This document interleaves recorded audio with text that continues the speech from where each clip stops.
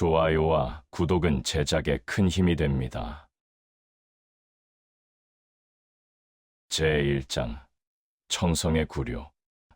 사천성의 명산, 청성산의 주봉인 노소봉 아래 천년의 역사를 자랑하며 도가의 정통을 자처해온 청성파의 본산, 상천궁이 안개 속에 웅장하게 자리 잡고 있었다. 평소라면 맑은 종소리와 도사들의 독경 소리가 울려 퍼져야 할 신성한 공간이었으나 오늘 상천궁을 채우고 있는 것은 칠흑 같은 침묵과 참을 수 없는 굴욕감뿐이었다. 상천궁의 대전, 삼청전의 바닥에 한 노인이 피투성이가 된 채 엎드려 있었다. 금사방에서 흑무에게 패배하고 검과 자존심을 모두 잃은 채 돌아온 청성파의 장로, 청운도인이었다.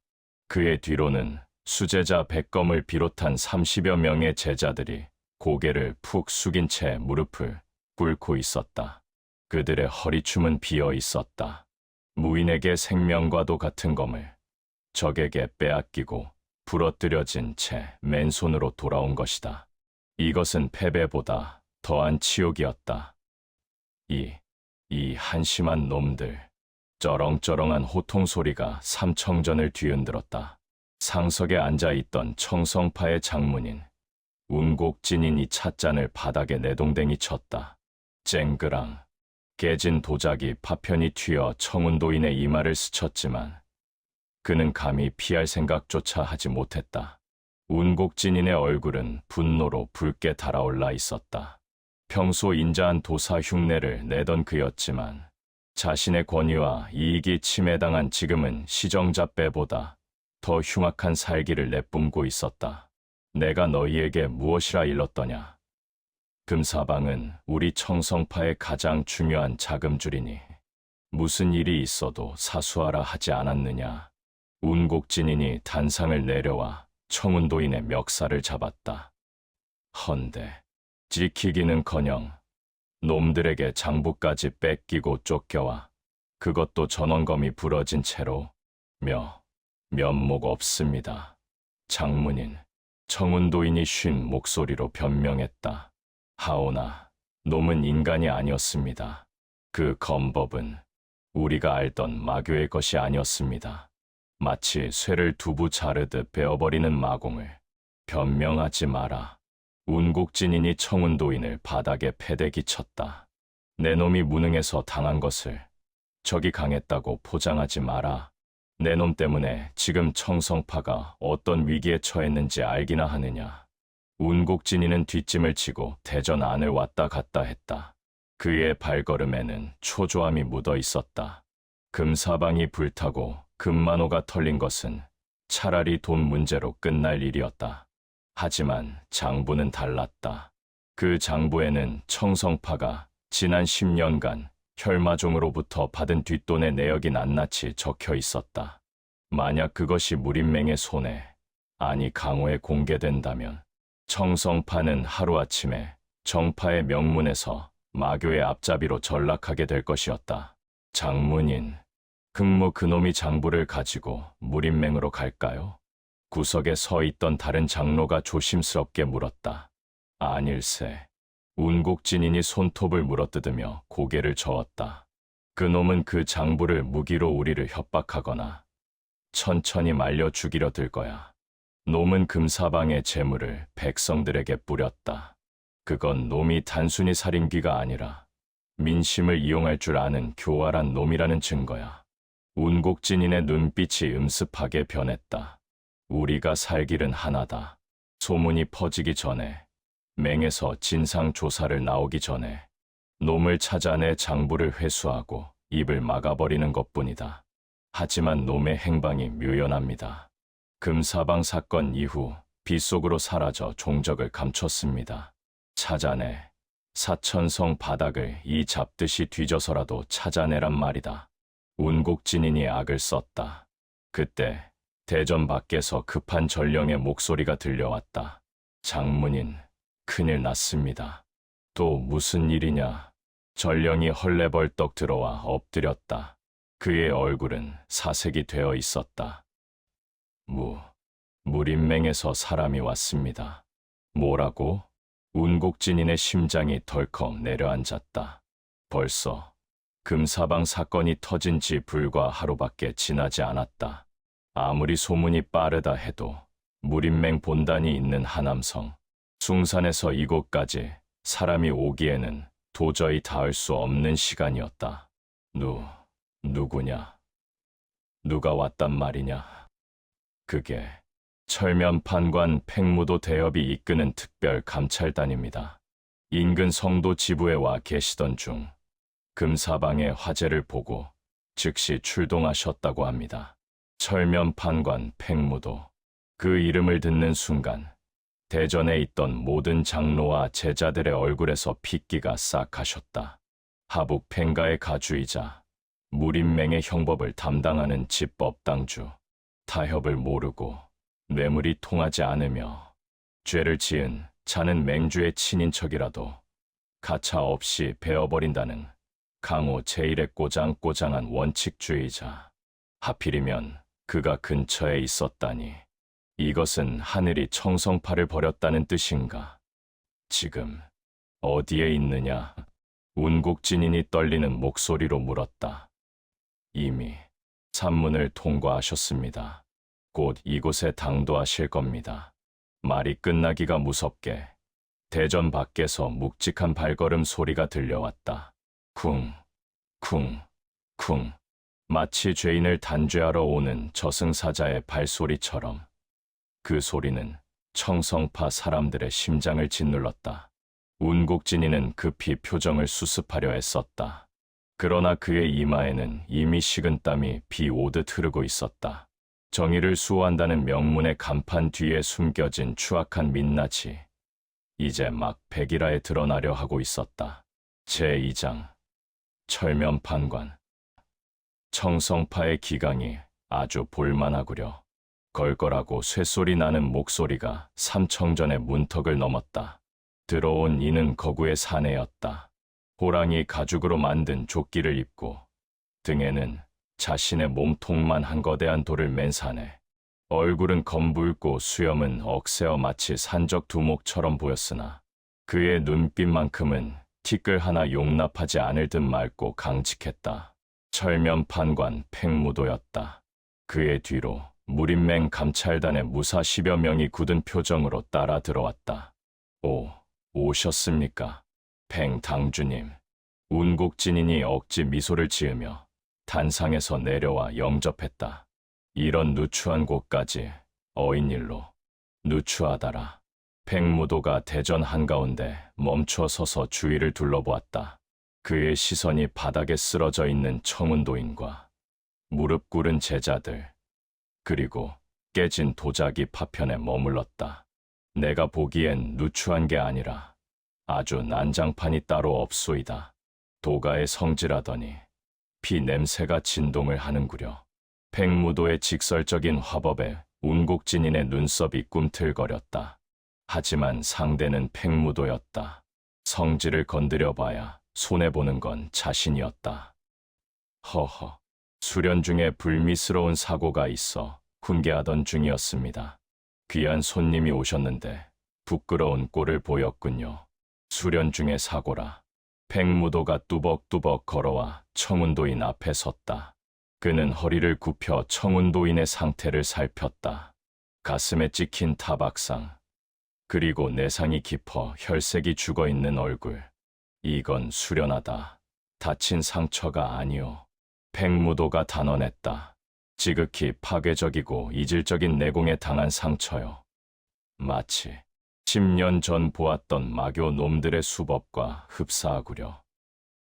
청운도인이 흠칫 놀라 고개를 숙였다. 역시 철면판관의 눈은 속일 수 없었다. 팽무도는 다시 몸을 일으켜 운곡진인을 노려보았다. 장문인, 빙빙 돌려 말하는 건 내 성미에 안 맞으니 단도직입적으로 묻겠소. 팽무도가 품에서 무언가를 꺼내 운곡진인의 코앞에 들이밀었다. 불에 타담한 장부의 찌꺼기였다. 어젯밤 금사방의 화재 현장에서 감찰단이 수거한 것이었다. 이것이 무엇인지 아시오? 운곡진인의 동공이 지진이라도 난 듯 흔들렸다. 타다 만종이 조각에는 청성, 상나, 오백, 냥, 이라는 글자가 희미하게 남아 있었다. 이건 어젯밤 청성산 바로 아래에 있는 금사방이라는 상단이 전소되었소. 흑무라는 자가 불을 질렀다고 하더군. 백무도의 목소리가 점점 커졌다. 헌데 그 현장에서 발견된 이 타다만 장부 조각에 어째서 청성파의 이름이 적혀 있는 것이오? 그것도 상납이라는 더러운 단어와 함께 말이오. 대전 안에 침묵이 흘렀다. 제자들은 숨소리조차 내지 못했다. 운곡진이는 마른 침을 삼켰다. 변명해야 했다. 어떻게든 이 위기를 넘겨야 했다. 모함입니다. 그것은 흑무라는 마도 놈이 우리 청성파를 음해하기 위해 조작한 것입니다. 운곡진인이 억울하다는 듯 가슴을 쳤다. 저희 청성파가 어떤 곳입니까? 수백 년간 정파의 기둥으로 살아온 저희가 어찌 사파의 더러운 돈을 탐하겠습니까? 이것은 명백한 이간질입니다. 이간질이라. 백무도는 눈을 가늘게 뜨고 운곡진인을 쏘아보았다. 그는 바보가 아니었다. 금사방이 단순한 상단이 아니라는 소문은 진작부터 돌고 있었다. 게다가 청운도인의 저 처참한 몰골은 어젯밤 그가 금사방에서 흑무와 싸우다 패배했음을 증명하고 있었다. 좋소. 장문인의 말이 사실이라 칩시다. 백무도가 한 발 물러서는 척했다. 운곡진인의 표정이 살짝 밝아졌다. 그렇다면 증명해 보시오. 증명이라니요? 청운도인. 백무도가 손가락으로 바닥에 엎드린 청운도인을 가리켰다. 이 자를 내가 데려가 신문하겠소. 만약 청성파가 결백하다면 이 자의 입에서 떳떳한 증언이 나올 테니 두려울 게 없지 않겠소? 그건 안 됩니다. 운곡진인이 버럭 소리를 질렀다. 청운 장로는 지금 부상이 심각하여 안정이 필요합니다. 그리고 우리 문파의 장로를 맹해서 함부로 신문하겠다니. 이는 청성파를 무시하는 처사입니다. 무시. 백무도의 눈에서 불꽃이 튀었다. 그가 등 뒤에 거대한 돌을 바닥에 쾅 찍었다. 우르릉. 대리석 바닥이 깨지며 삼청전 전체가 진동했다. 무림맹의 감찰을 거부하는 것이야말로 맹을 무시하는 처사요. 지금 강호에는 흑무라는 미친 개가 날뛰고 있고 혈마종이 다시 준동하고 있소. 이럴 때일수록 내부의 적을 경계해야 하는 법. 백무도의 기세에 운곡진이는 입을 다물었다. 무력으로도 명분으로도 백무도를 이길 수 없었다. 지금 여기서 거부했다가는 당장이라도 백무도가 칼을 뽑아 들고 즉결 처분을 할 기세였다. 좋습니다. 운곡진인이 이를 갈며 물러섰다. 단 하루만 시간을 주십시오. 장로의 부상을 급한 치료라도 해야 하지 않겠습니까? 내일 아침 맹의 집으로 장로를 보내겠습니다. 백무도는 잠시 고민했다. 강제로 끌고 갈 수도 있었지만 그랬다가는 청성파와의 전면전이 벌어질 수도 있었다. 아무리 백무도라도 구파일방 중 하나인 청성파와 칼을 섞는 것은 부담스러운 일이었다. 좋소. 딱 하루요. 백무도가 으름장을 놓았다. 허나 만약 내일 아침까지 장로가 오지 않거나 그가 도망친다면 그때는 청성파 전체를 마교의 공범으로 간주하고 내 도로 다스릴 것이오. 약속하겠습니다. 백무도는 콧방귀를 뀌며 몸을 돌렸다. 감찰단이 썰물처럼 빠져나가자 대전에는 다시금 무거운 정적이 감돌았다. 운곡진이는 털썩 주저앉았다. 그의 눈은 초점을 잃고 흔들리고 있었다. 내일 아침이면 모든 것이 끝장이다. 청운도인이 신문을 받으면 고문과 회유를 견디지 못하고 모든 것을 불어버릴 것이다. 그렇다고 청운도인을 빼돌리자니 백무도의 감시망을 뚫을 자신이 없었다. 진퇴양난, 독 안에 든 쥐꼬리였다. 그때 상천궁의 지붕 위, 어둠 속에 몸을 숨긴 채 이 모든 상황을 지켜보고 있는 검은 그림자가 있었다. 흑무였다. 그는 기와 틈새로 보이는 운곡진인의 절망적인 표정을 보며 차갑게 미소 지었다. 재미있어지는군. 흑무가 중얼거렸다. 정파의 판관이 들이닥쳤으니 이제 사파의 자객이 올 차례인가. 그는 알고 있었다. 운곡진인과 혈마종이 이 상황을 타개하기 위해 선택할 수 있는 방법은 단 하나뿐이라는 것을. 죽은 자는 말이 없다. 흑무는 시선을 돌려 상천궁의 깊은 곳, 청운도인이 옮겨질 병동 쪽을 바라보았다. 오늘 밤 그곳에서 피비린내 나는 연극의 이막이 오를 것이었다. 제3장 꼬리 자르기. 같은 시각 혈마천호. 위천독은 전서구가 가져온 첩보를 읽고 있었다. 종이를 쥔 그의 손에 시퍼런 핏줄이 돋아 있었다. 금사방 전소, 장부 탈취당함, 백무도, 청성파 압박 중. 이런 멍청한 도사 놈들 같으니라고. 위천독이 손에 든 종이를 태워버렸다. 붉은 불꽃이 그의 얼굴을 기괴하게 비췄다. 돈을 처먹었으면 뒤처리라도 깔끔하게 할 것이지. 장부를 뺏겨. 사태는 심각했다. 그 장부에는 청성파의 비리뿐만 아니라 혈마종의 자금 흐름과 은신처 정보까지 담겨 있을 가능성이 컸다. 그것이 백무도의 손에 들어가 무림맹에서 분석되기 시작하면 혈마종은 뼈아픈 타격을 입게 된다. 게다가 청성파라는 훌륭한 방패막이도 사라지게 된다. 잘라내야겠군. 위천독이 중얼거렸다.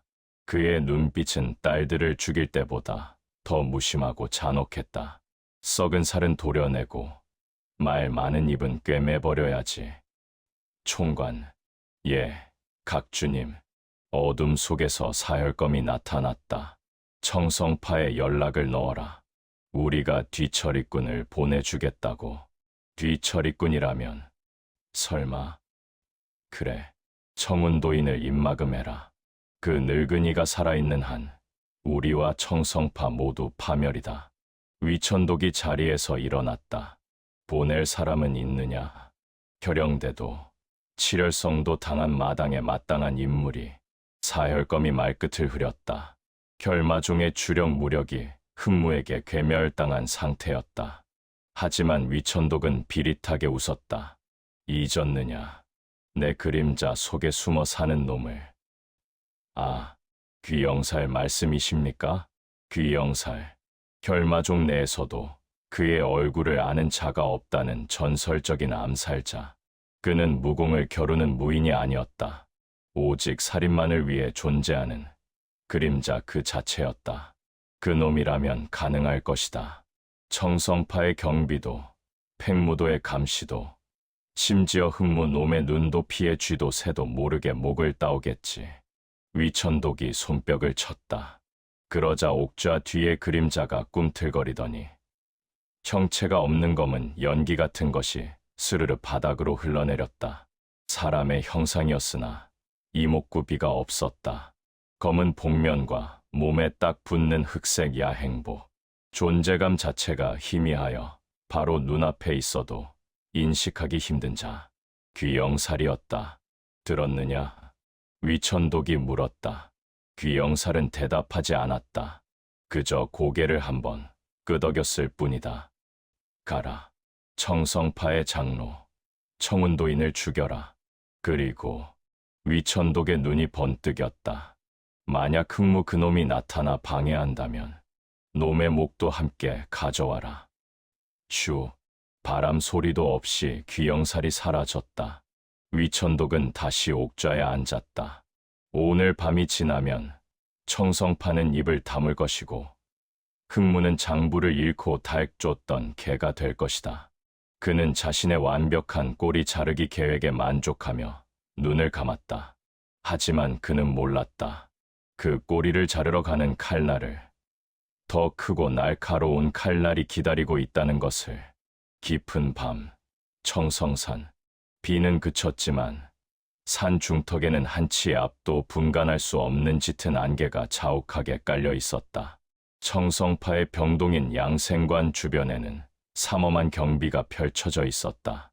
수십 명의 제자들이 횃불을 들고 순찰을 돌았고, 팽무도가 파견한 감찰단 무사들도 요소요소에 배치되어 있었다. 물샐 틈 없는 경계였다. 하지만 그 경계망 사이로 한 줄기 그림자가 안개처럼 스며들고 있었다. 귀영살이었다. 그는 걷지 않았다. 마치 연기처럼 흐르며 보초들의 시선이 닿지 않는 사각지대만을 골라 이동했다. 나무 그림자에서 처마 밑으로, 다시 창문 틈으로.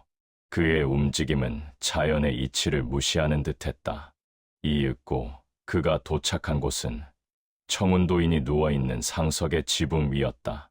그는 기와를 소리 없이 드러내고 아래를 내려다보았다.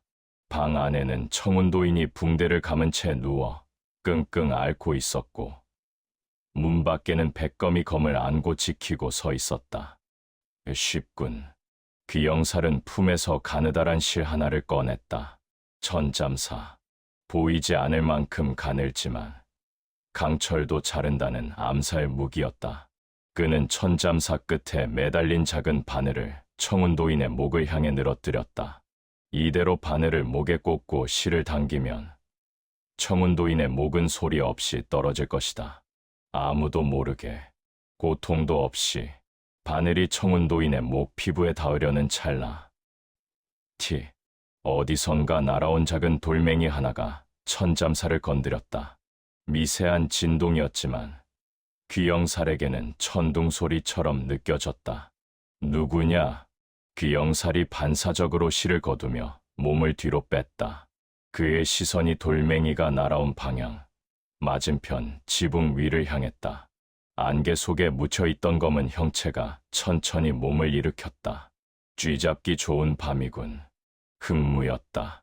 그는 젖은 기와 위에 삐딱하게 앉아 손 안에서 돌멩이를 굴리며 귀영살을 보고 웃고 있었다. 어서 와라. 기다리고 있었다. 흑무의 목소리는 작았지만 귀영살의 귓가에 명확하게 꽂혔다. 암살자와 사냥꾼. 안개 낀 지붕 위에서 두 그림자가 마주했다. 제4장. 안개 속의 난전. 귀영살은 말이 없었다. 그는 자신의 은신술이 간파당했다는 사실에 당혹감을 느꼈으나 노련하게 즉시 살기를 지우고 태세를 전환했다. 목표가 변경되었다. 청운도인 암살보다 목격자인 저 놈을 먼저 제거해야 한다. 귀영살의 몸이 흐릿해지더니 순식간에 흑무의 등 뒤로 이동했다. 이 형안 위, 눈으로 쫓을 수 없는 고속 이동이었다. 그의 손에 들린 천잠사가 흑무의 목을 노리고 날아들었다. 느려. 흑무는 뒤를 돌아보지도 않고 고개를 숙였다. 슉. 천잠사가 흑무의 머리카락 끝을 스치고 지나갔다. 동시에 흑무의 팔꿈치가 뒤로 뻗어 귀영살의 명치를 가격했다. 퍽. 귀영살이 신음을 흘리며 뒤로 밀려났다. 그는 믿을 수 없었다. 기척을 완벽하게 지웠는데 어떻게 반응했지? 내 놈에게선 냄새가 나. 흑무가 천천히 몸을 돌렸다. 비비린내보다 더 역겨운 그림자 속에 숨어 사는 벌레 냄새가. 흑무가 천죄를 뽑아들었다. 스르릉. 검은 검신이 안개 속에서 불길하게 빛났다. 그 냄새를 맡고 쫓아왔지. 죽어라. 귀영살이 양손을 휘저었다. 수십 가닥의 천잠사가 거미줄처럼 펼쳐지며 흑무를 덮쳤다. 피할 곳은 없었다. 닿는 순간 살이 잘려 나가는 죽음의 그물이었다. 하지만 흑무는 물러서지 않았다. 오히려 그물 안으로 뛰어들었다. 파천. 흑무의 검이 허공을 갈랐다. 단순한 배기가 아니었다. 검에 실린 마기가 공간을 뒤틀며 천잠사의 궤적을 흐트려버렸다. 팅, 티팅. 강철보다 단단하다던 천잠사가 맥없이 끊어져 나갔다. 귀영살의 눈이 크게 떠졌다. 자신의 무기가 자신의 기술이 정면에서 깨졌다. 이제 내 차례다. 흑무가 쇄도했다. 그의 검이 귀영살의 목을 노렸다. 귀영살은 단검을 꺼내 막으려 했으나 흑무의 기세에 눌려 몸이 굳어버렸다. 이대로면 죽는다. 그때였다. 누구냐? 지붕 위에 누가 있다. 아래쪽에서 고함 소리가 들려왔다. 기와 밟는 소리를 들은 백검이 소리친 것이다. 침입자다. 장로님을 보호하라. 우르르르. 청성파 제자들과 감찰단 무사들이 횃불을 들고 쏟아져 나왔다. 순식간에 양생관 주변이 대낮처럼 밝아졌다. 이런. 흑무가 혀를 찼다. 조용히 처리하려 했는데 판이 커져버렸다. 귀영살은 이 혼란을 틈타 도망치려 했다. 그는 연막탄을 바닥에 던졌다. 펑. 자욱한 연기가 피어오르며 시야를 가렸다. 어림없다. 흑무가 연기 속으로 검을 던졌다. 비검. 푹. 크아악. 연기 속에서 비명이 터져 나왔다. 검이 귀영살의 어깨를 꿰뚫어 지붕에 박아버린 것이다. 흑무가 여유롭게 걸어가 박힌 검을 뽑아내며 귀영살의 멱살을 잡았다. 어딜 가려고.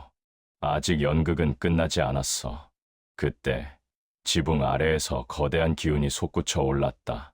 내려와라, 이 쥐새끼들아. 철면판관 팽무도였다. 그가 거대한 돌을 휘두르며 지붕 위로 뛰어올랐다. 쾅! 팽무도의 도가 기와장을 박살내며 흑무를 덮쳤다. 흑무는 귀영살을 방패막이로 삼아 뒤로 물러났다. 무림맹의 판관 나리께서 꽤나 성급하시군. 흑무가 비웃었다. 내 놈은. 흑무. 팽무도가 흑무를 알아보고 이를 갈았다. 잘 만났다. 금사방의 방화범이자 강호를 어지럽히는 마두. 오늘 내 놈을 체포하겠다. 체포라. 흑무가 어깨에 꽂힌 검 때문에 신음하는 귀영살을 팽무도 앞으로 툭 던졌다. 그 전에 이놈부터 조사해보는 게 어때? 이 자는. 팽무도가 바닥에 쓰러진 귀영살을 내려다보았다. 복면이 벗겨진 얼굴은 평범했으나 그의 품에서 떨어진 붉은 패가 눈에 들어왔다. 혈마종의 암살자 패였다. 혈마종의 자객? 팽무도의 미간이 찌푸려졌다. 이 자가 왜 여기에? 왜긴.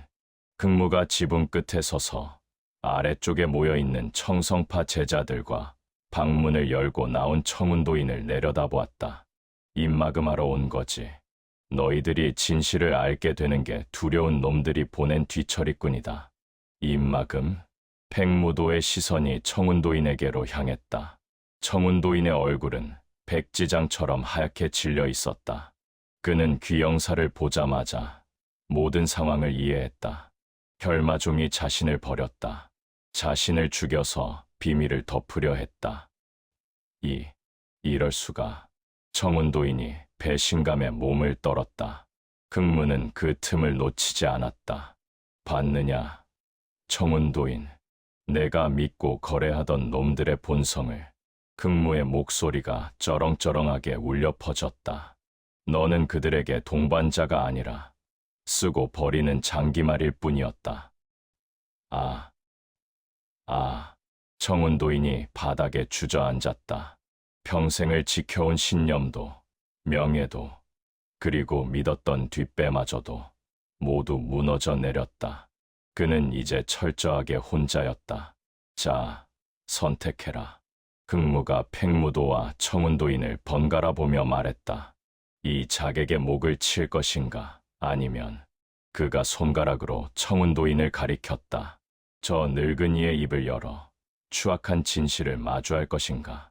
안개 속, 횃불의 일렁임 속에서 모든 시선이 청운도인에게 집중되었다. 팽무도의 도가 청운도인을 향해 천천히 돌아갔다. 장로, 설명하시오. 이게 대체 무슨 상황이오? 팽무도의 서슬퍼런 추궁, 그리고 지붕 위에서 내려다보는 흑무의 조소 어린 눈빛. 청운도인은 벼랑 끝에 몰려 있었다. 3-5장 발가벗겨진 진실. 말하겠습니다. 청운도인이 체념한 듯 고개를 떨구었다. 그의 목소리는 모기 소리처럼 작았지만 그 파급력은 폭탄과도 같았다. 장로님, 무슨 말씀을 하시려는 겁니까? 수제자 백검이 울부짖으며 말리려 했으나 청운도인은 손을 들어 제지했다. 이미 늦었다. 혈마종이 자객을 보낸 순간 침묵은 더 이상 자신을 지켜주지 못한다. 오히려 모든 것을 털어놓고 무림맹의 보호를 받는 것이 유일한 살 길이었다. 금사방은 혈마종의 불법 자금 관리처였습니다. 청운도인의 고백이 시작되었다. 그리고 청성파는 그 대가로 매달 막대한 상납금을 받아왔습니다. 저뿐만이 아닙니다. 장모님께서도 알고 계셨습니다. 청성파 제자들이 경악하며 뒷걸음질 쳤다. 설마 했던 소문이 사실로 드러나는 순간이었다. 그것도 가장 존경하던 장로의 입을 통해 장모님까지 연루되었다고? 백무도의 얼굴이 불그락부르락해졌다. 이것은 단순히 개인의 일탈이 아니었다. 구파일방 중 하나인 청성파 전체가 사파와 결탁했다는 무림 역사상 최악의 추문이었다. 증거는 있소? 백무도가 떨리는 목소리로 물었다. 증거라면 여기 있다. 지붕 위에서 흑무가 품에서 장부를 꺼내 던졌다. 펄럭. 장부가 백무도의 발치에 떨어졌다. 백무도가 장부를 주워 펼쳤다. 빼곡히 적힌 날짜와 금액, 그리고 청운도인과 운곡진인의 수결까지 부정할 수 없는 완벽한 물증이었다. 이 더러운 놈들. 백무도가 돌을 들어 땅을 내리쳤다. 정파의 탈을 쓰고 어찌 이런 파렴치한 짓을. 내 놈들은 무인도 아니다. 협객은커녕 시정자 빼만도 못한 놈들이다. 백무도의 호통에 청성파 제자들은 얼굴을 들지 못했다. 수치심. 그것이 그들을 죽이고 있었다. 백검은 그 자리에 주저앉아 오열했다. 자신이 평생을 바쳐 사랑했던 문파가 사실은 썩은 냄새가 진동하는 오물 덩어리였다니. 흑무는 그 광경을 차갑게 내려다보았다.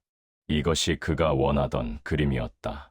단순히 힘으로 눌러 죽이는 것이 아니라 그들의 기반인 명분과 도덕성을 철저히 파괴하여 스스로 무너지게 만드는 것. 만족스러운가? 흑무가 백무도에게 물었다. 이것이 너희가 말하는 정의의 민낯이다. 겉으로는 고고한 척하지만 속으로는 썩어 문드러진 위선자들. 닥쳐라. 마도. 백무도가 장부를 품에 넣으며 흑무를 노려보았다. 청성파의 죄는 내가 맹의 법으로 다스릴 것이다. 하지만 내 놈 또한 살인과 방화를 저지른 죄인이다. 내 놈도 내 손으로 잡아 맹의 감옥에 쳐넣겠다. 법이라. 흑무가 피식 웃었다. 너희의 법은 너무 무르군. 저 늙은이가 지은 죄가 고작 감옥행으로 씻길 것 같으냐. 무슨 소리냐. 죄를 지었으면 목숨으로 갚아야지. 흑무의 눈빛이 번뜩였다. 그는 순식간에 지붕에서 뛰어내렸다. 목표는 청운도인이었다. 안 돼. 막아라. 백무도가 급히 돌을 휘둘러 흑무를 막아서려 했다. 하지만 흑무의 속도는 상상을 초월했다. 그는 백무도의 돌을 아슬아슬하게 피하며 회전력을 이용해 청운도인에게 쇄도했다. 청운도인이 비명을 지를 새도 없었다. 흑무의 검, 천죄가 청운도인의 목을 깨끗하게 베고 지나갔다. 대구르르. 청운도인의 머리가 바닥에 떨어져 굴렀다. 눈을 뜬 채 죽은 그의 얼굴에는 공포와 후회가 뒤섞여 있었다. 순식간에 벌어진 일에 모두가 얼어붙었다. 백무도조차 멍하니 흑무를 바라보았다. 감찰관 앞에서 중요 증인을, 그것도 정파의 장로를 참수해버리다니. 이 놈은 미쳤다. 아니, 미친 정도가 아니라 세상의 모든 규칙을 비웃고 있었다. 이게 내 방식이다. 흑무가 피 묻은 검을 털어냈다. 심판은 내가 한다. 너희의 그 굼뜨고 위선적인 법 따위는 필요 없어. 네, 이놈. 용서 못한다. 오늘 여기서 죽어라. 백무도가 이성을 잃고 달려들었다. 하지만 흥무는 싸울 생각이 없었다. 그는 이미 목적을 달성했다. 청성파는 무너졌고 정파는 혼란에 빠졌으며 혈마종은 고립되었다. 흥무가 바닥에 연막탄을 던졌다. 펑. 자욱한 검은 연기가 피어오르며 시야를 가렸다. 다음에 보자. 철면판관. 연기 속에서 흥무의 목소리가 메아리 쳤다. 그때는 내 놈의 그 정예가 얼마나 단단한지 시험해 주지. 연기가 거쳤을 때 흥무와 흑살대는 이미 사라지고 없었다. 남겨진 것은 목이 잘린 청운도인의 시신과 어깨에 칼이 박힌 채 신음하는 귀영살, 그리고 절망에 빠진 청성파 제자들 뿐이었다. 백무도는 허공을 향해 포효했다. 흥무, 세상 끝까지 쫓아가서라도 잡아주마. 그날 밤, 청성산의 안개는 피비린내와 함께 거쳤다. 하지만 강호의 드리운 그림자는 더욱 짙어졌다. 위선은 무너졌고 그 폐허 위에서 만은 더욱 거대하게 자라나고 있었다.